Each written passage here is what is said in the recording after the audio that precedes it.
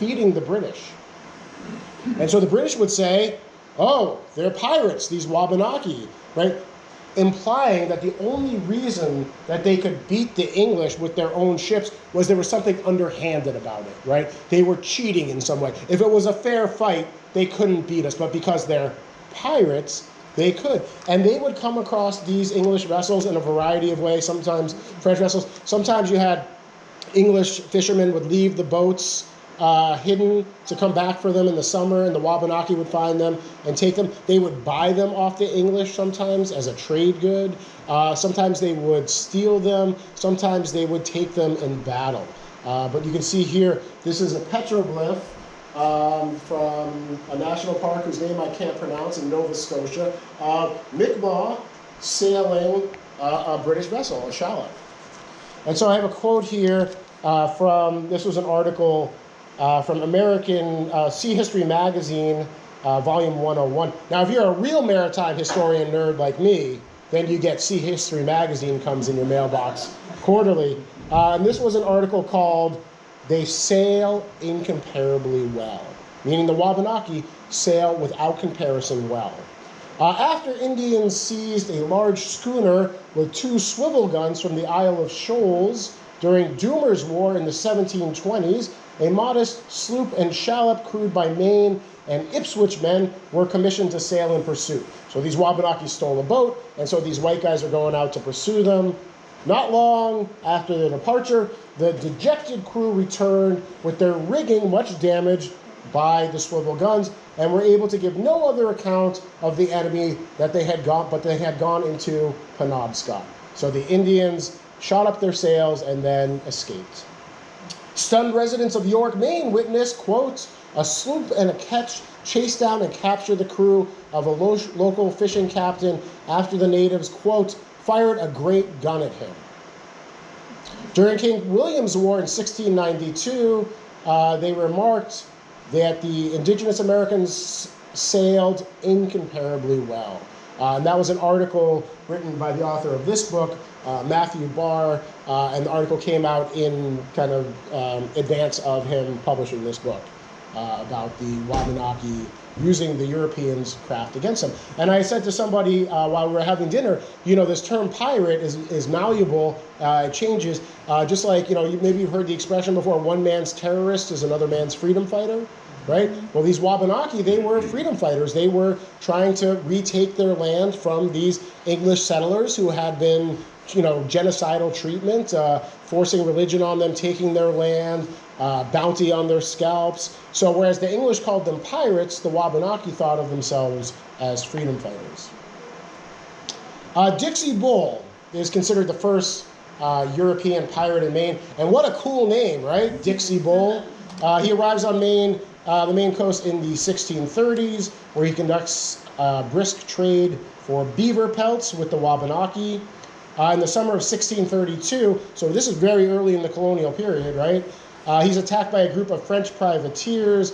According to the Pirates of the New England Coast, 1630 to 1730, the French took Bull's shallop, which is once again is a small one-masted sailing vessel, and his trade goods consisting of coats, rugs, blankets, biscuits, etc.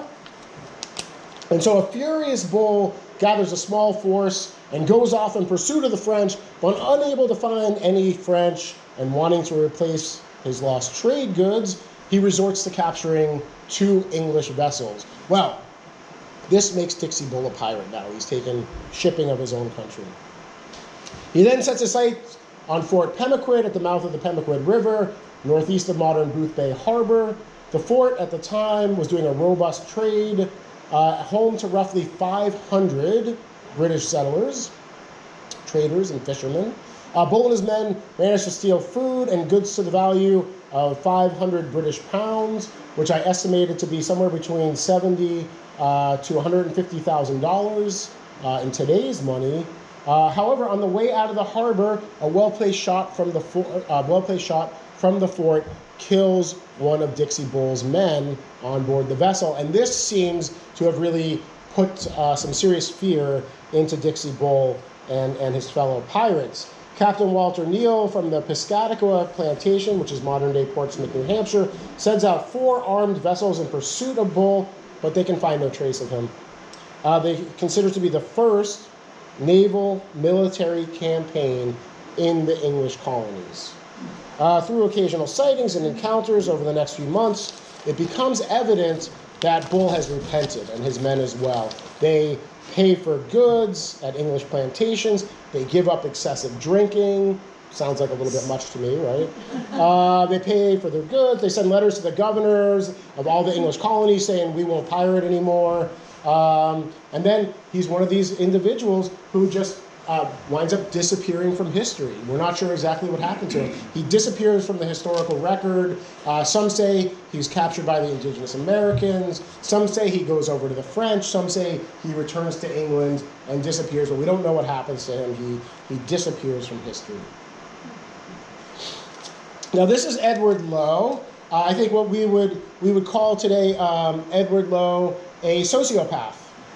He was not a nice guy, right? Liked to torture people. And you can see on the map here, pirates had this kind of route in the Atlantic that they would sail. They would be in the West Indies in the winter, but then to avoid hurricanes and hurricane season, they would travel up here to the Canadian Maritimes in the summer, and they would rob the fishermen. Now, this wasn't as lucrative as robbing Spanish galleons in the West Indies, but they would take fish and whatever booze was on board, and sometimes they would impress sailors. That's what a term for forcing sailors to join their crews. So, once again, Edward Lowe, known for his extreme cruelty, he captures this guy, Philip Ashton, off of the Canadian Maritimes. Philip Ashton's from Marblehead, Massachusetts, and he's just a regular fisherman. And so they impress him. They press him into service, and so he's compelled to join the pirate crew, but he doesn't sign the articles. And this is a very important distinction. Now, the reason why you would press somebody into the crew was you needed more sailors, or maybe the individual had specialized skills, right? So doctors, carpenters were often pressed men. Maybe a cooper, somebody who built casks or barrels, a blacksmith, right? But they would be pressed, they would have to join the pirate crew, but if they didn't sign the articles and they didn't engage in any of the fighting or attacks, that if they're later captured and they can prove that they hadn't signed the articles and they hadn't engaged in any attacks, they would be set free. Meanwhile, the other pirates would be hung to death. Hanged, sorry. Pictures are hung, people are hanged. Right?